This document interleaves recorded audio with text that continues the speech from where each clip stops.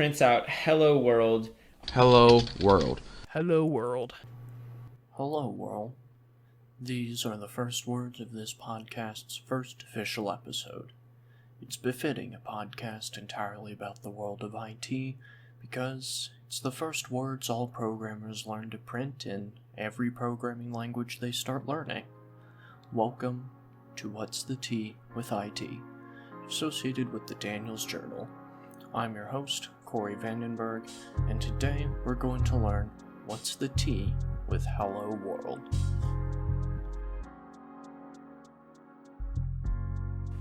Hello world.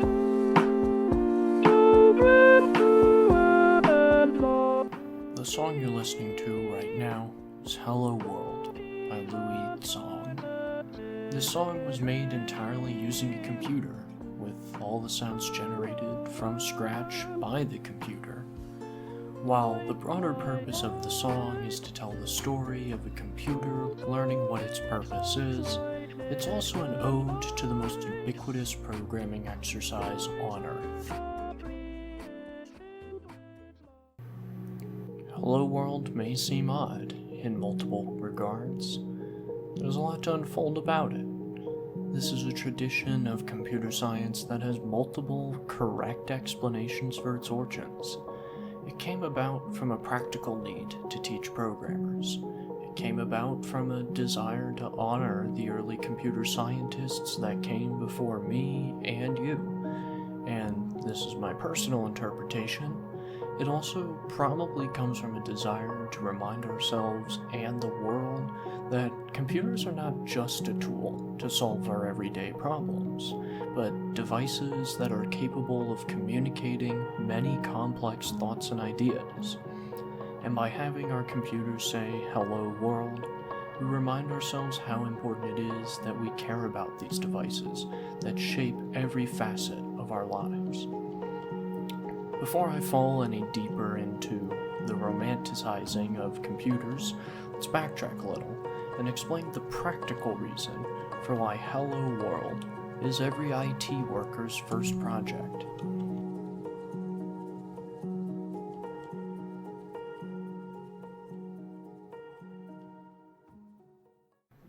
The simple answer is that it's easy, but you still learn a lot about the programming language by doing it.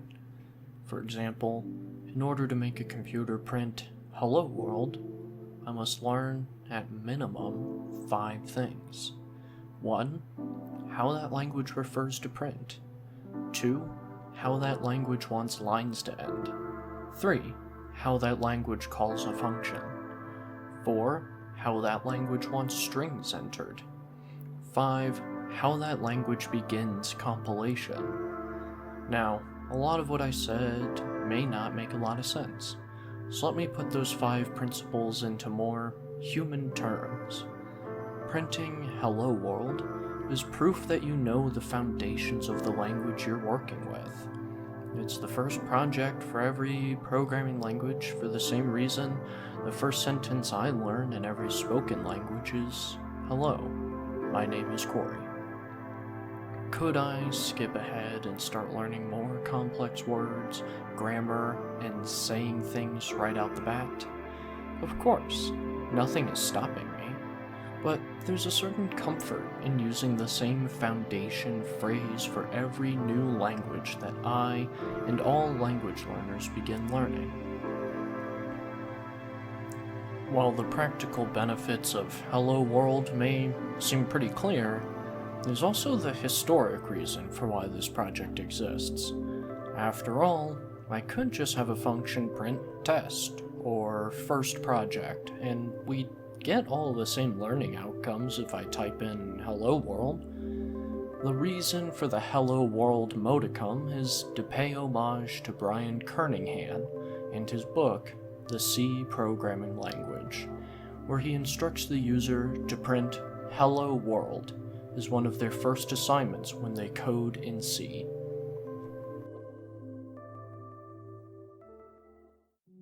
For context, the C programming language is well known for its ability to handle tasks at a very, quote, low level.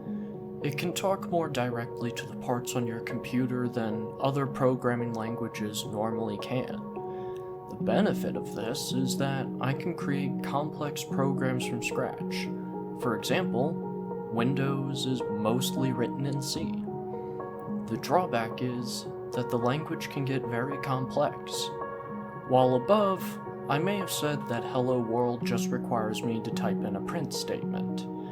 That is only mostly true in C. C requires that I load the standard in-out, or I/O, package. It requires that I establish a primary function called main. It requires that I know C wants the phrase printf, not print. It requires that I know the main function needs a way to tell me it completed everything, typically by returning the number 0. To put that another way, C is hard, and we needed to reduce the total number of things that the user was worried about, and we needed to standardize how we know that they did it right. Therefore, a phrase had to be chosen, and Hello World was it.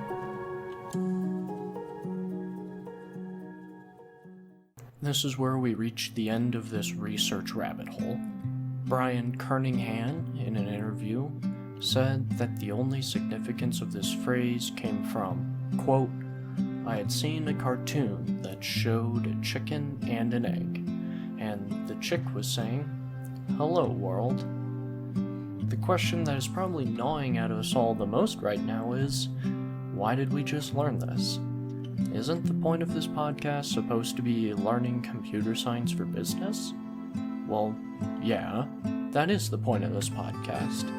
But I think learning computer science is not best done by me just making this podcast a 5-minute code explanation of what Hello World is, telling you how to code it in your desired language, and then calling it a day. That's not computer science. That's copying and pasting.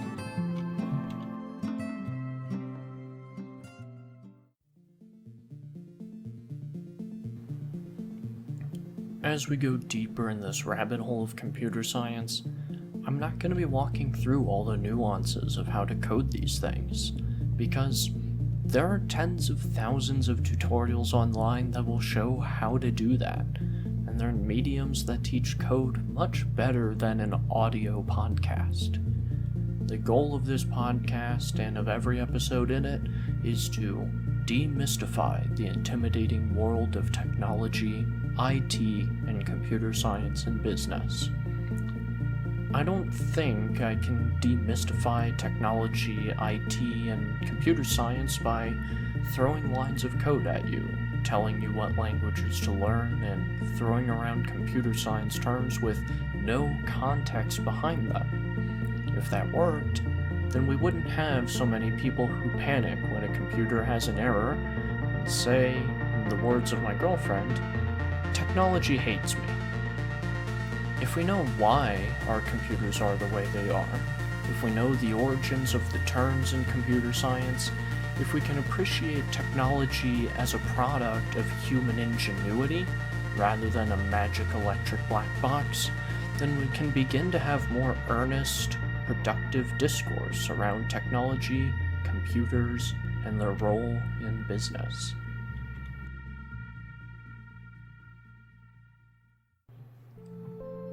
This is absolutely me speculating, but I feel, at a certain level, the reason Brian chose "Hello World" as the first words he has everyone print was because computers aren't just for the programmer.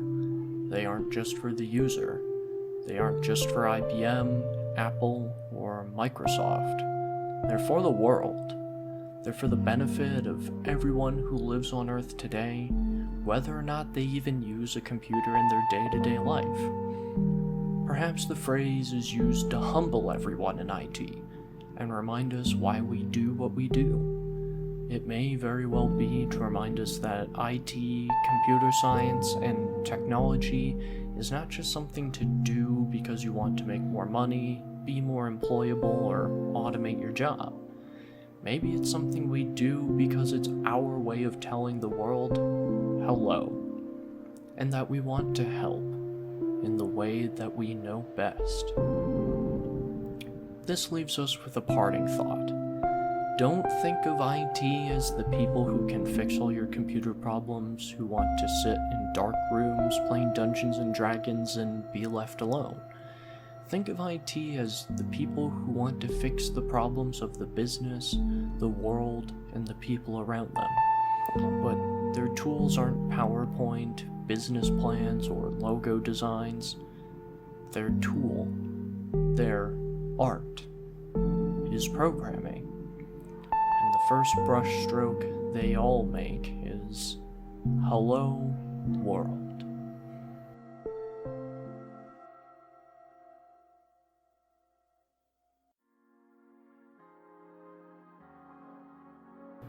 This has been What's the Tea with IT, and I hope you come back next week on the Daniels Journal website, where we will be putting up a new episode every Friday.